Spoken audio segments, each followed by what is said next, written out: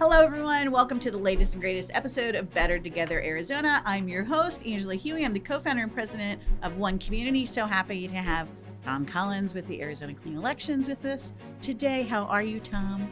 I'm good. How are you? You're good. I'm good.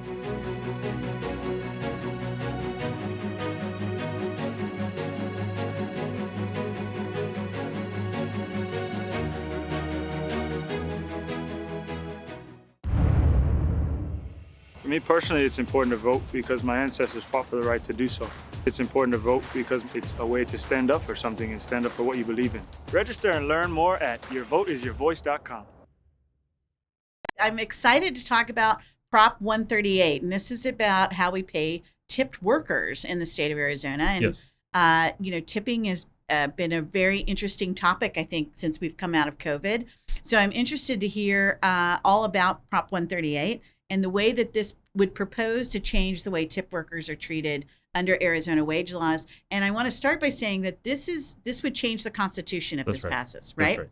So tell us about this proposition. Right. So this proposition is doing a couple of things. First, it is putting this in the state constitution, which would say that the tip worker wages that are created in this, the legislature couldn't easily go back and change, right? So that's why you put something in the state constitution, is you want the legislature to not be able to change it. This was actually passed by the legislature onto the ballot. So that's one thing that's going on here. What it does practically is it says that what tipped workers would have is that an employer of traditionally tipped workers could reduce the amount of wages they pay by 25%, so long as over their pay period or any other period that's authorized by law, their wages averaged out to $2 above whatever the minimum wage is. And of course, our minimum wage here in Arizona is adjusted for inflation and Right, those and it's like it's right. graduating up going into 2025. Right. So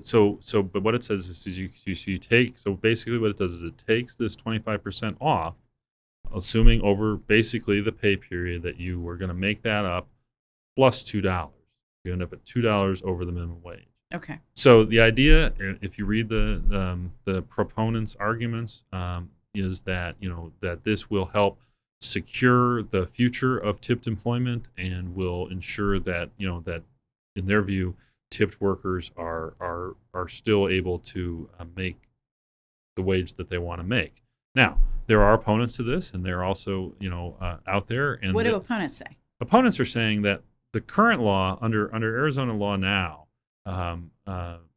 employers of tipped workers can take a $3 credit under the minimum wage. So it's not a percentage; it's a fixed number, right? Okay. So that's the difference, right? 25% will generally be bigger than $3 because So $3 is fixed. it's a bigger discount on the hourly wage you would be paying to tipped workers. That's right.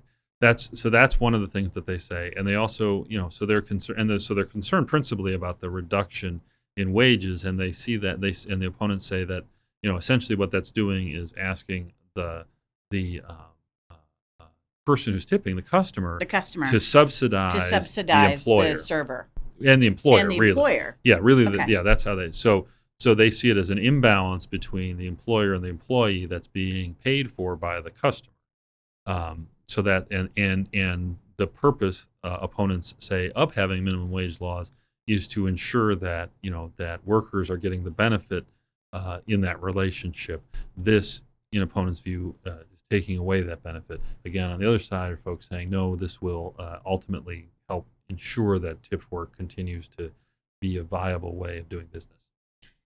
In other words, they're saying that if this doesn't pass, you'll have less tip workers. Is that that's implication? Yes. If you when you look to the for example, the Secretary of State's publicity pamphlet and other places where these arguments are being made, the proponents are saying exactly that. They're saying that in Arizona, tipped workers make up a big part of our employment base, and in order to ensure that continues to be a viable way of doing business, they want to enshrine this in the Constitution under these circumstances.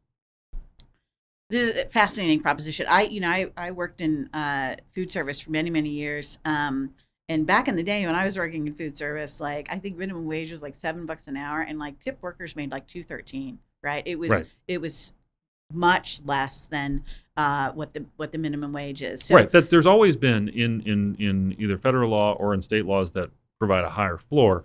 There's always been some form of credit to the employer Right. who is employing tipped workers. Yes. Got it. And so this would make it a percentage as opposed to this fixed $3 fee. That's correct. Okay. Anything else you need to know?